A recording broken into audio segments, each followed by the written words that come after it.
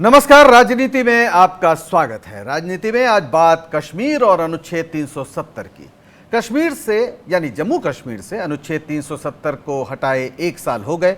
सरकार का दावा है कि दावा था कि अनुच्छेद 370 को खत्म करने के बाद कश्मीर में विकास की प्रक्रिया तेज होगी और अलगाववाद खत्म होगा। आज 1 साल बाद सवाल यह है कि क्या मोदी सरकार के दावे जमीन पर सच साबित हुए। सवाल इसलिए क्योंकि पिछले 1 साल से कश्मीर पूरी दुनिया में चर्चा का विषय बना हुआ है। कभी पूर्ण राज्य सरकार जम्मू कश्मीर अब केंद्र शासित प्रदेश बन चुका है। सूबे के सैकड़ों राजनीतिक कार्यकर्ता जेल में बंद हैं और संयुक्त राष्ट्र के मंच पर चीन और पाकिस्तान जैसे मुल्क बार बार कश्मीर का मुद्दा उठाने की कोशिश कर रहे हैं। ऐसे में सवाल ये कि अनुच्छेद 370 हटाने से देश को क्या हासिल हुआ, हमने क्या खोया और क्या पाया। आज राजनीति में अगले आधे घंटे कश्मीर से जुड़े इसी मुद्दे पर चर्चा करेंगे। चर्चा में हमारे साथ शामिल हो रहे हैं डॉक्टर वेद प्रताप वैदिक, वरिष्ठ पत्रकार, अशोक कुमार पांडे, जिनकी 2 महत्वपूर्ण किताबें कश्मीरनामा और कश्मीरी पंडितों पर एक दूसरी किताब, 2 किताबें हाल में आई, बड़ी चर्चित रहीं, शिव भाटिया कांग्रेस के नेता और सुहैब कासमी जो बीजेपी के नेता हैं। आप सबका बहुत बहुत स्वागत इस परिचर्चा में और शुरुआत करते हैं डॉक्टर वैदिक से। डॉक्टर वैदिक, आप अंतर्राष्ट्रीय कूटनीति और राजनीति के जानकार माने जाते हैं। साल भर पहले हमें याद है जब गृहमंत्री अमित शाह ने संसद में कहा था कि वहां जब 370 हटेगी तो कैसी बयार आएगी विकास की, बच्चे स्कूल जा रहे होंगे, हर तरफ खुशबू ही खुशबू होगी, डल झील के आसपास ऐसा लगेगा जैसे स्वर्ग उतर आएगा। लेकिन साल भर बाद सिर्फ कर्फ्यू और कटीले तार हमें नजर आ रहे हैं। क्या सचमुच 370 हटाने के बाद हमें या भारत की सरकार जो चाहती थी वैसी कोई कामयाबी आपको समझ में आ रही है?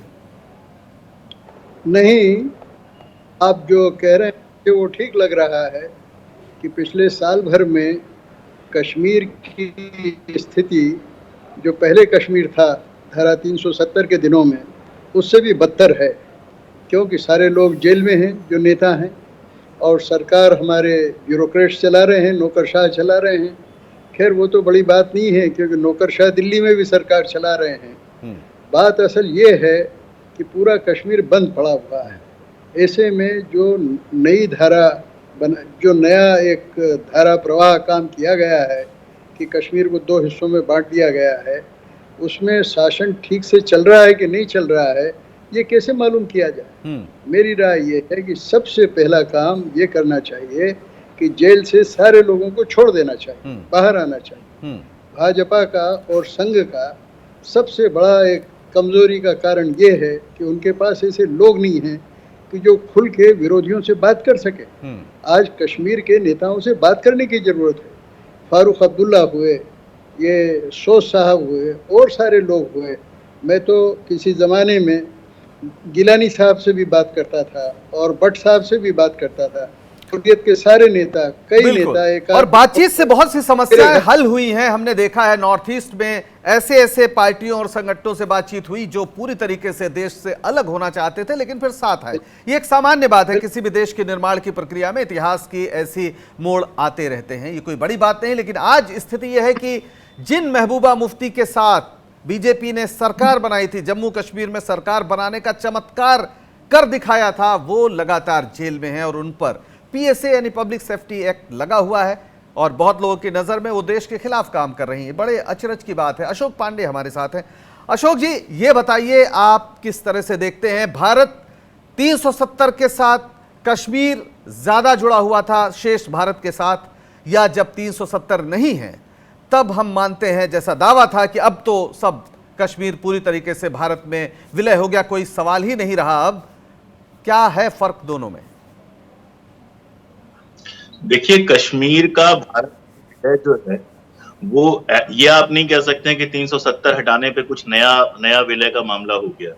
370 जो अनुच्छेद है उसकी पहली धारा कहती है कि कश्मीर, जम्मू और कश्मीर भारत का अभिन्न हिस्सा है। और हम जानते हैं कि जब ये संविधान सभा में आया था और सवाल उठा था तो जवाब दिया गया था कि 370 तोड़ने वाली नहीं, जोड़ने वाली धारा है। मैं एक सीधी बात करता हूं कि 4 अगस्त 2019 को देखिए या 4 अगस्त 2020 को देखिए, दोनों समय एएफएसपीए कानून के, आफ्सपा कानून के तहत आर्मी से पूरे कश्मीर को कंट्रोल किया गया। तो फर्क क्या आया? फर्क ये जरूर आया कि वहां के लोगों की नाराजगी हमने और बढ़ा दी।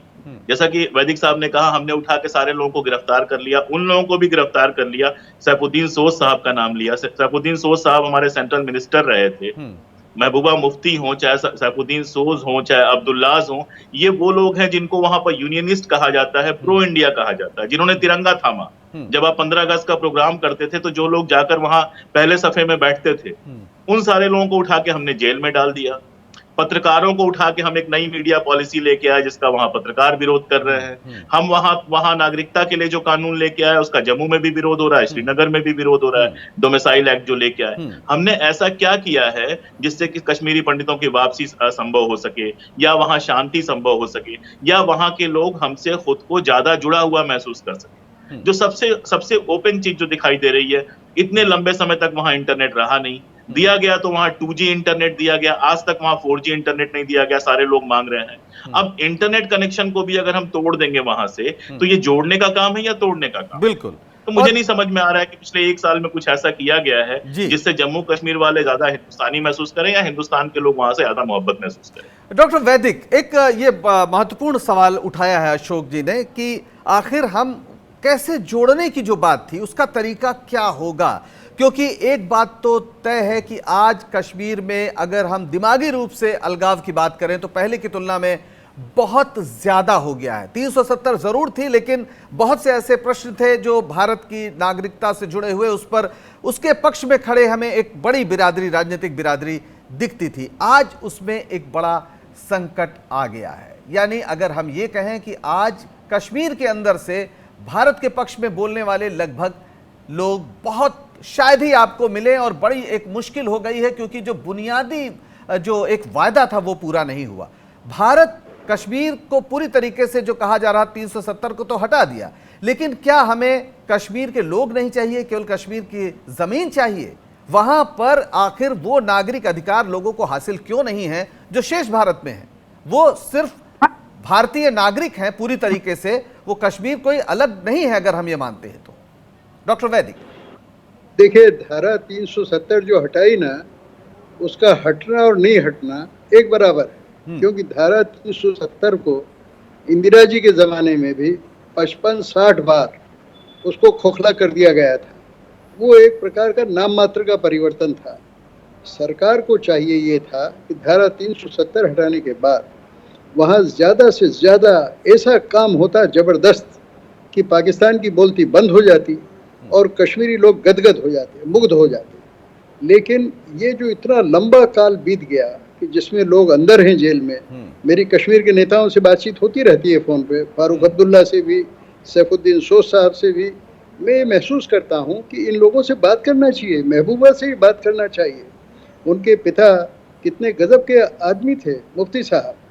वो अडवाणी जी और मैं, हम तीनों लद्दाख में, लेह में, हम तीनों ने बैठकर वो सिंधु आंदोलन जो चला था, सिंधु एकता का, वो हम तीनों ने बैठ के वहाँ चलाया था। तो सब लोगों से बात करना चाहिए, ये अपने लोग हैं, खुल के बात करना चाहिए। वो हो नहीं रही है और ये मौका है। देखिए, मैं 370 हटाने का विरोधी नहीं हूँ। अब तो पूरे भारत के साथ कश्मीर का एका होना चाहिए, बिल्कुल।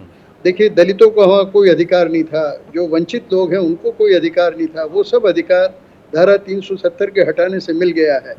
कश्मीर बिल्कुल ऐसा हो गया है जैसे भारत के कोई और प्रांत हैं। लेकिन क्या वास्तव में वैसा हुआ है? पिछले साल भर में तो वैसा हुआ नहीं है, कागज पे हो गया। जी, आप एक महत्वपूर्ण सवाल उठा रहे हैं और इस तरह के तर्क हर तरफ से आते हैं कि बहुत से अधिकार नहीं थे और शेष भारत में थे लेकिन वहां नहीं थे। अशोक, क्या लगता है ये कितना सच है ये? क्योंकि इस पर बहुत सी ऐसी तथ्य हैं जो शायद इस बात को पूरी तरीके से सत्यापित नहीं करते हैं। अशोक, ये ऐसा परसेप्शन बनाया गया है जिसमें 370 को ऐसा बना दिया गया है कि 370 की वजह से वहां पे कुछ नहीं था और बाकी जगह पे तो लोगों को बहुत सारा अधिकार मिला हुआ था। एक तो बाकी जगहों पे दलित और महिलाओं को जो अधिकार मिले हुए हैं उनकी क्या हालत है, उस पर भी जरा ध्यान देना चाहिए। खैर, फिलहाल उसको छोड़ देते हैं।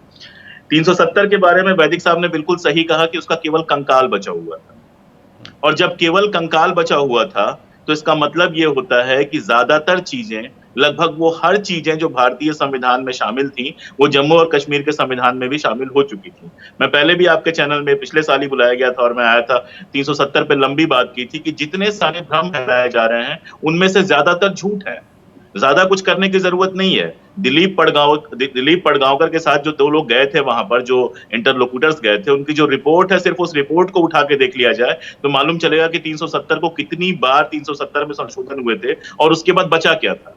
लेकिन 370 को एक तो हटाया गया, दूसरा जिस तरह से हटाया गया उस पर बात नहीं होती है कि जम्मू और कश्मीर के एक नुमाइंदे को उसमें शामिल नहीं किया गया, बल्कि जो नुमाइंदे हो सकते थे उन सबको जेल में बंद किया गया, डिटेन किया गया और दिल्ली से वो हटा दिया गया। ऐसे में आपको लगता है कि किसी भी कदम का, ये अगर यूपी या बिहार में हुआ होता, मैं कह रहा हूं कि यूपी के किसी बंदे से पूछे बिना, यूपी के किसी नुमाइंदे से पूछे बिना आप यूपी को 2 हिस्सों में बांट दो और स्टेट की जगह यूनियन टेरिटरी बना दो, 370 को छोड़ दो, आप देखो यूपी में कैसा तूफान मचता है।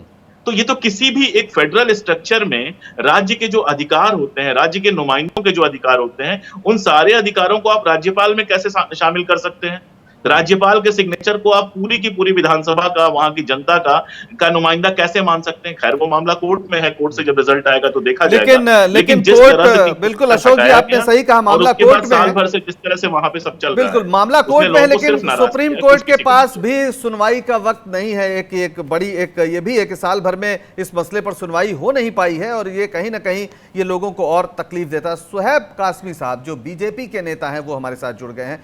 सुहैब साहब बहुत बहुत स्वागत है आपका, और जाहिर है ये आपके मूल्यांकन का भी वक्त है कि साल भर पहले जब 370 हटाया गया, यानी अनुच्छेद 370 के ज़्यादातर प्रावधान हटाए गए और कहा गया अब पूरी घाटी में, कश्मीर में विकास की गंगा बहेगी, पर हम देख रहे हैं फिलहाल हर तरफ सिर्फ कटीले तार या सुरक्षा बल नजर आ रहे हैं। इतना लंबा प्रतिरोध मौन होकर ये भी शायद दुनिया के इतिहास में पहली बार हम देख रहे हैं। आखिर आपके तमाम वादे, आपके तमाम सपने कहाँ गए?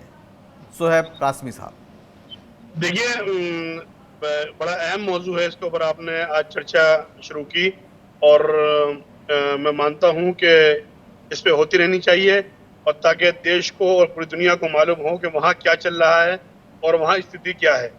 हकीकत यह है कि जब से वहाँ धारा 370 हटी है, उसके बाद वहाँ स्थिति जो है बहुत ज़्यादा बदली है। जिस तरीके से भारत की तमाम चीज़ें और भारत से कनेक्टिविटी बढ़ी है, उसी तरीके से जो विचारधारा, वो ताकतें हैं जो कश्मीर को भारत से अलग करना चाहती हैं, उन्होंने भी अपनी एक्टिविटीज़ बहुत तेज़ी से बढ़ाई हैं। और धारा 370 जो हटाई, उसकी बुनियादी वजह ये रही, पहले कई सालों तक लगातार कोशिश करते रहे, 5 साल केंद्र सरकार ने, हमारी एनडीए सरकार ने कोशिश की कि वहाँ अमन व अमान कायम हो, प्यार मोहब्बत के साथ में ये तमाम मसाइल हल हों। उसी वजह से महबूबा मुफ्ती पीडीपी के साथ जाकर हमने अपनी विचारधारा के खिलाफ सरकार बनाई और कोशिश की कि हो सकता है कि इनकी कोई इस्लाह हो जाए और ये सही रास्ते पे आकर देश के साथ खड़े हों। मगर जब तमाम उम्मीदें उनसे खत्म हो गई और जब ये देख लिया कि ये तीनों के तीनों लोग, चाहे वहां पर फारूक अब्दुल्ला हों या पीडीपी, ठीक है सुहैब साहब, हम आप ये सब हम लोग जानते हैं क्या हुआ, इतिहास में जाएंगे, समय बहुत कम है। इतना बता दीजिए साल भर में कितने कश्मीरी पंडितों को वापस वहां पर बसाया गया है? देखिए, कश्मीरी पंडित हों या वहां गुजर हों या जो लोग पाकिस्तान से आए हुए थे, सभी के पुनर्निर्माण की वहां कोशिश चल रही है। साल भर में कितने वापस आए हैं, बस इतना बता दीजिए। 2, 4, 6, 10, वो सारी बात सही है, सैद्धांतिक रूप से वो सब हम जानते हैं। साल भर से आपके हाथ में, केंद्र के हाथ में सब कुछ है। साल भर में 1, 2, 4, 6, 5, कितने 10, 100, 2000 कितने कश्मीरी पंडित आए हैं घाटी में वापस, आप लाए हैं? तकरीबन 50 से ज्यादा फैमिलियां तो श्रीनगर पहुंची हैं, जो कि सफा का दल, अमदा का दल, राजबाग के इलाके के अंदर वापस पहुंची हैं और वहां रह रही हैं। उनकी जो प्रॉपर्टीज वहां पर खाली पड़ी हुई थी, खराब हो गई थी, और ये जो आप कह रहे हैं, ये बहरहाल ये कश्मीर का मीडिया भी इस बात को नहीं बता रहा है। ये बहुत अजीब बात है कि ये सूचनाएं आनी चाहिए, बड़ी महत्वपूर्ण सूचनाएं। और शायद वहां गया था, तमाम लोगों से मिला था। अशोक एक छोटा सा हस्तक्षेप, सुहैब साहब फिर आएंगे आपके पास, सुहैब साहब फिर आएंगे आपके पास। हाँ अशोक, आप कुछ जोड़ रहे थे, इसमें समय कम है। ठीक है, अशोक कुछ जोड़ रहे थे आप, संक्षिप्त। मैं ये कह रहा हूं कि कश्मीर में पहले भी 800 कश्मीरी पंडित परिवार इसके पहले रह रहे थे। मैं उनमें से तमाम परिवारों से मिला हूं, उनका इंटरव्यू किया है, उनके घर गया है। लेकिन ये कहना बिल्कुल गलत है कि इस घटना के बाद कश्मीरी पंडित वापस आए हैं, बल्कि वहां से कुछ कश्मीरी पंडितों के निकलने की खबर जरूर आई थी। ठीक है, समय तो कम है इस हमारे तरह पास। ये दावा बिल्कुल जी नहीं जी जी करना। शिव भाटिया से कमेंट ले लेते हैं, उसके बाद हमें ब्रेक लेना पड़ेगा। कांग्रेस के प्रवक्ता हमारे साथ है। शिव भाटिया जी, आज हमने सुना और पढ़ा कि प्रियंका गांधी ने कहा कि साल भर से कश्मीर में, जम्मू कश्मीर एकदम तानाशाही वहां पर चल रही है, लेकिन सवाल है कि देश की सबसे बड़ी पार्टी जिसके नेता नजरबंद हैं, सैफुद्दीन सोज साहब, आखिर आप कर क्या रहे हैं? इस तानाशाही का मुकाबला कैसे करेंगे? क्या कर रहे हैं आप? पंकज जी, इंटीग्रेशन जो है वो नेवर फोर्सफुली नहीं एस्टेब्लिश किया जा सकता। जैसे वैदिक जी ने कहा कि 370 को कांग्रेस के राज के अंदर एक कंकाल के रूप में एस्टेब्लिश कर दिया गया था, और आज इन्होंने अपने एजेंडे के तहत, आरएसएस के एजेंडे के तहत, जो सन 47 से पहले से जिन्होंने कभी आजादी के मूवमेंट में पार्टिसिपेट नहीं किया, किस तरह से ये किस परिस्थितियों में 370 लगा था और आज 370 हटाने की बात कब करने लगे। इन्होंने अपने एजेंडे के तहत बिना सोचे समझे, बिना वहां के लोगों को अपने कॉन्फिडेंस में लिए हुए, पॉलिटिकल पार्टीज को कॉन्फिडेंस में लिए हुए 370 लोगों के ऊपर थोप दिया हटाने के बाद, जो कि नजरबंदी की तरफ चला गया, विकास की तरफ नहीं गया।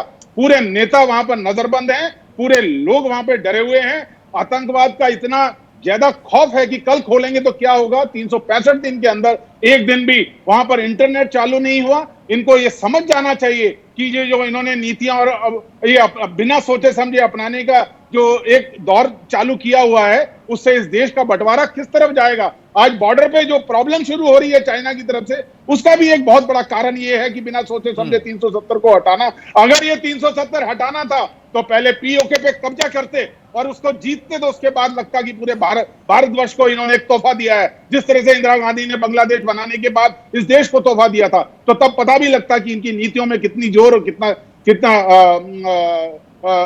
ठीक है, कदम उठाने के लिए बिल्कुल बिल्कुल समय हो रहा है एक ब्रेक का, हम आएंगे। लेकिन एक ये महत्वपूर्ण बात है कि चीन ने कश्मीर के मुद्दे को उठाते हुए एक कुछ नए दावे खासतौर पर लद्दाख पे किए। हम बात करेंगे ब्रेक के बाद। आप बने रहिए राजनीति के साथ।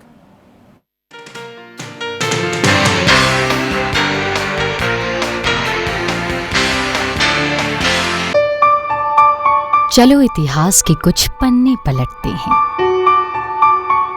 चलो उस दौर में कुछ दूर चलते हैं। हो बात ग्वालियर की या हो कहानी मुमताज की, बेगम नवाब की झलकियां या हो बात काले ताज की, हर तरफ पसरा यहाँ इतिहास है। यूं ही नहीं कहते सभी, मध्य प्रदेश तो कुछ खास है। वक्त के निशान।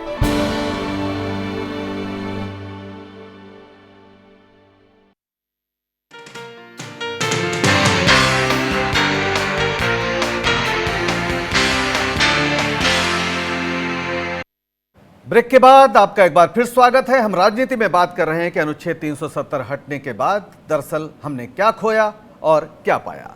डॉक्टर वैदिक हमारे साथ हैं, वरिष्ठ पत्रकार, कूटनीतिक मामलों के जानकार। डॉक्टर वैदिक, 370 किसी विदेशी शक्ति ने हमें नहीं दिया था। 370 की रचना हमारे उन नेताओं ने किया था जिन्होंने इस देश को आज़ादी दिलाई थी, और उसके मुख्य रचनाकार तो खुद सरदार पटेल थे। और उसे ही 370 को देश के खिलाफ एक बता दिया गया कि ये देश के खिलाफ लिया गया एक फैसला है। कैसे देखते हैं, क्या हमारे जो फोरफादर्स थे जिन्होंने इस देश की एक नए भारत की रचना की, क्या वो इस बात को समझ नहीं पाए थे, या सचमुच उन्होंने 370 को भारत और कश्मीर के बीच एक जोड़ने वाले अनुच्छेद के रूप में देखा था, जिसे समय के साथ बेमानी हो जाना था? देखिए, उस समय जो परिस्थिति थी, शेख अब्दुल्ला एकदम नाराज हो गए थे और जवाहरलाल नेहरू जी के इतने भक्त थे वो, लेकिन इसके बावजूद उन्होंने जो किया उसकी वजह से उनको गिरफ्तार करना पड़ा। सारे कश्मीर में मामला बहुत ज़्यादा उठा हुआ था। अमेरिका उस ज़माने में पूरी तरह से पाकिस्तान के साथ था। ऐसे मौके पर, और यूरोपियन कंट्रीज़ भी सब पाकिस्तान के साथ थे, पाकिस्तान को गुपचुप या बोल कर सपोर्ट कर रहे थे। ऐसी स्थिति में जवाहरलाल नेहरू और सरदार पटेल ने जो 35A और धारा 370 वगैरह बनाई और बाद में भी बनाते रहे, उसको मजबूत करते रहे, वो उस समय के लिए बिल्कुल ठीक थी। लेकिन मैं ये मानता हूँ कि कश्मीरियों को उनके साथ वही बर्ताव होना चाहिए जो पूरे भारत के लोगों के साथ होता है। और उनको आज़ादी, मैं कहता हूँ, मैं तो पाकिस्तान जाके ये बात मैंने पाकिस्तान के नेताओं से कही और खुलेआम वहाँ की प्रेस में और टेलीविज़न चैनल्स पे कहा कि मैं कश्मीरियों की आज़ादी का उतना ही बड़ा समर्थक हूँ जितना कि अपने खुद की आज़ादी का हूँ। मैंने मियाँ नवाज शरीफ को कहा कि जैसे आप लाहौर में आज़ाद हैं, वैसे मुजफ्फरनगर में बड़े वो जो उनके मुजाहिद थे वो आज़ाद रहें, श्रीनगर में हमारे यहाँ फारूक अब्दुल्ला आज़ाद रहें, हम जैसे मैं दिल्ली में आज़ाद हूँ, हम सब लोगों को आज़ाद रहना चाहिए। लेकिन कश्मीर का अलगाव गलत है। आप लोग जो कश्मीर को अलग करना चाहते हो और पाकिस्तान में मिलाना चाहते हो, कश्मीरी भी नहीं चाहते कि पाकिस्तान में मिल जाएं। एक गिलानी साहब के अलावा सारे हुर्रियत के लेकिन इसके बावजूद उन्हीं कश्मीरी नेताओं को हमारी सरकार ने लंबे समय तक जेलों में रखा, हिरासत में अभी भी है पता नहीं कितने राजनीतिक कार्यकर्ता। तो कोई राजनीतिक प्रक्रिया तो शुरू हो ही नहीं रही। अशोक जी, अशोक आप बताइए कि जो ये बात अभी मैंने कही कि एक खास वायदा था 370 भारत के निर्माताओं की ओर से, संविधान के निर्माताओं की ओर से, उसके साथ दगा करना क्या सचमुच कश्मीर को हमसे अलगाव में नहीं डालेगा? एक तो वैदिक साहब तथ्य गलत दे रहे हैं जी। ऐसा 53 में गिरफ्तार किया गया था शेख अब्दुल्ला को, उसके बहुत पहले 370 बन चुके। 370 हमारे संविधान सभा में संविधान के बनने के साथ साथ बनी हुई है, वो कोई शेख की गिरफ्तारी के बाद नहीं बनी जी। दूसरी बात, शेख को जब गिरफ्तार किया गया था उनके ऊपर जो आरोप लगाए गए थे वो कभी साबित नहीं हुए, कभी कोई आरोप साबित नहीं हुआ। उनको 22 साल तक गिरफ्तार रखा गया लेकिन कोई आरोप उनके खिलाफ साबित नहीं हुआ। सीधी बात है कि कश्मीर और भारत के बीच में समझौता था 370, उसको अगर एक तरफा तरीके से तोड़ा गया है तो नैतिक रूप से उसको कैसे सही माना जा रहा है मैं नहीं जानता। मैं एक उदाहरण देता हूं, 1965 में पाकिस्तान ने हमारे ऊपर आक्रमण किया था और कश्मीर ही युद्ध भूमि था। कश्मीरियों ने खुल के हमारा साथ दिया था, कश्मीरियों ने ही हमारे लिए जासूसों का काम किया था गुजरों ने, और कश्मीर का एक नेता पाकिस्तान के साथ खड़ा नहीं हुआ था, हमने शान से वो युद्ध जीता था। तो 370 का होना कश्मीरियों को हमसे कैसे अलग कर रहा था? अगर पाकिस्तान के खिलाफ लड़ाई लड़ते हुए भी हम उनसे जीतते हैं कश्मीरियों के समर्थन से, यहां तक कि कारगिल के मामले में भी आप जानते हैं। प्रॉब्लम शुरू होती है 1989 के आसपास, उसका पूरा एक इतिहास है और उसके लिए कश्मीरी भी जिम्मेदार हैं, हम भी जिम्मेदार हैं और निश्चित रूप से वो सरकारें जिम्मेदार हैं, चाहे वो शास्त्री जी की सरकार रही हो, इंदिरा जी की सरकार रही हो, राजीव जी की सरकार रही हो, वो सरकारें जिम्मेदार हैं जिन्होंने कश्मीर में कभी डेमोक्रेसी को खुल के प्ले नहीं करने दिया, डेमोक्रेसी को हैक किया और वहां पर अपने पिट्ठू बिठाए। बिल्कुल, यानी ये जो किया गया 370 हटाया गया, ये उसकी सबसे खतरनाक परिणति थी जिसमें आपने पिट्ठू भी नहीं ढूंढा, आपने सीधे वो किया जो आप करना चाह रहे थे और सारे कश्मीरियों को आपने एक साथ एक केज में, एक पिंजड़े में बंद कर दिया। जबकि कश्मीर में अलग अलग राय वाले बहुत लोग थे, कुछ लोग हो सकता है पाकिस्तान के साथ जाना चाहते रहे हो, लेकिन बड़ी तादाद ऐसी थी जो भारत के साथ आई और वो बिना किसी जबरदस्ती के आई। और इसीलिए 1980 के दशक में अगर हम देखें तो उसके बाद ही जाके हमें आतंकवाद जैसी चीज वहां नजर आती है। कितनी फिल्में बनी हैं, कितना वहां पे शूटिंग होती थी, ये सब हमारी स्मृतियों में है और अभी भी हम देखते हैं उनको। सुहेब कासमी साहब, सवाल तो है कि आपने लोकतंत्र को वहां पर पूरी तरह से खत्म किया है और अपने ही नेताओं के साथ जो भारत का तिरंगा लेकर चलते थे उनके साथ आप बात करने की स्थिति में नहीं है। आखिर कब तक आप लोगों को पिंजड़े में रखेंगे और फिर पूरी दुनिया में आप क्या मुंह दिखाएंगे कि भारत सबसे बड़ा लोकतंत्र है? सुहेब कासमी साहब, क्या आपको हमारी आवाज सुनाई पड़ रही है?